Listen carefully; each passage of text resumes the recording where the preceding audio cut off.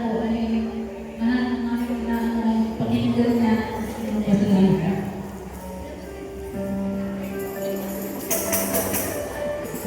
Magandang gabi po sa ating lahat. Muli po ang Panginoon sa Kristo. Ako po ay gusto ko magpasalamat po sa taong ito na kami po ay marami po pagsubok na dumating sa aming buhay. Pero salamat po sa Panginoon. Nalalampasan po tayo sa gusto niya. Dati, mula po si Bahan dito, ang pinto sa amin para mampalan. Ngayon, salamat po sa nagkagat.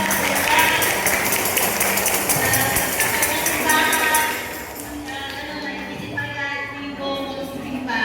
Samantalang dati hindi po namin naisip yan. Maraming salamat po.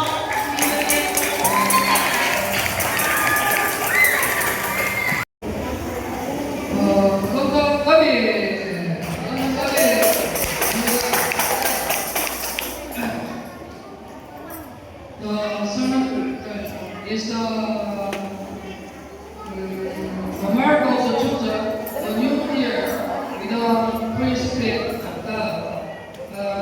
Scripture is Philippians 3:32-14. Brethren, I count not myself to have apprehended, but this one thing I do, forgetting those things which are behind, and reaching forth unto those things which are before. I press toward the mark of the prize of the high calling of God in Christ Jesus. John 15:16. Ye have not chosen me, but I have chosen you, and ordained you. Then ye should go and bring forth fruit, and that your fruit should remain. That whatsoever ye shall ask of the Father in my name, he may profit you.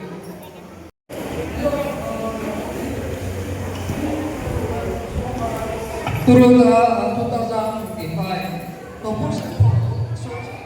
to forget what is behind and press on toward the mark ahead. Let us not dwell on the pain or success of 2025, but beauty all in God's face. Now we must look toward the new mark 2026. We can boldly move forward is not because we chose Jesus, but because Jesus chose us first. Since the Lord has called us by name, be confident that He will work through us in the new year. Children of God, we must now live lives guided not by our own strength, but by the Holy Spirit of God. As we move forward, obeying the subtle voice of God's Holy Spirit, the Lord will establish us not as a mere flocks, but as disciples who have the Word. Life guided by God's Holy Spirit, a life of discipleship, where we deny ourselves daily, take up our cross, and follow the Lord Jesus Christ. And the gospel is a life that glorifies God. The Lord will fill such people with 100-fold blessings on earth and allow them to enjoy the divine grace of heaven. It is important in 2025, our members, then Bokatu, and then Maruko, and then Patala, Akidue. We always do is the fellowship with Jesus Christ. And then it is important, we have to trust the faith of the Word of God. And then when we trust the faith Word of God, and then we have to meet Jesus daily. And then daily, and then the Holy Spirit of God lead us His good gospel to share others. And then we are full of the Holy Spirit of God. And then we are feeling, I think Jesus who is good. Then we want to share to others.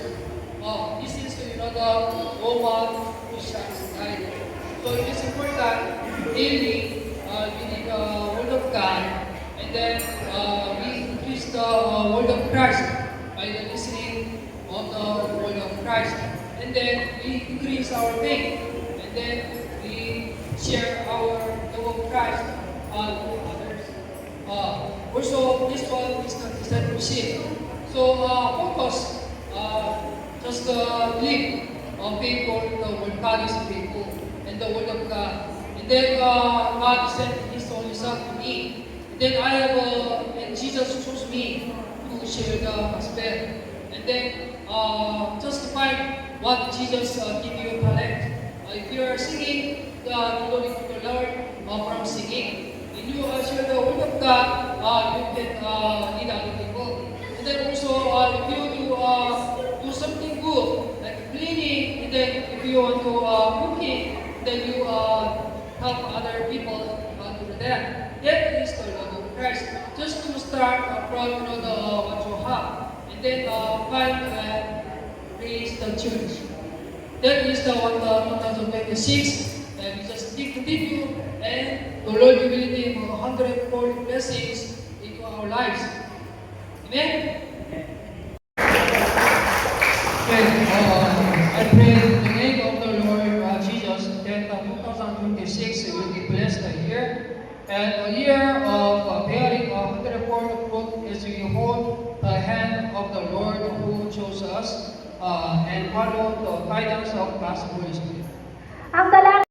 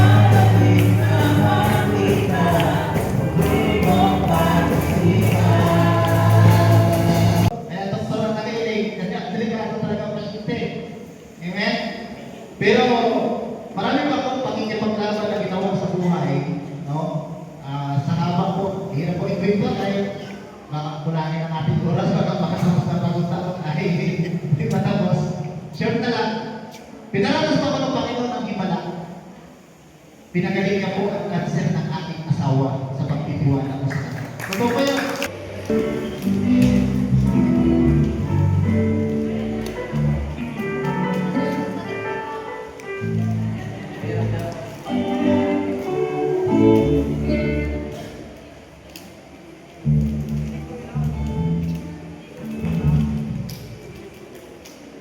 Mahirap ba? Atin po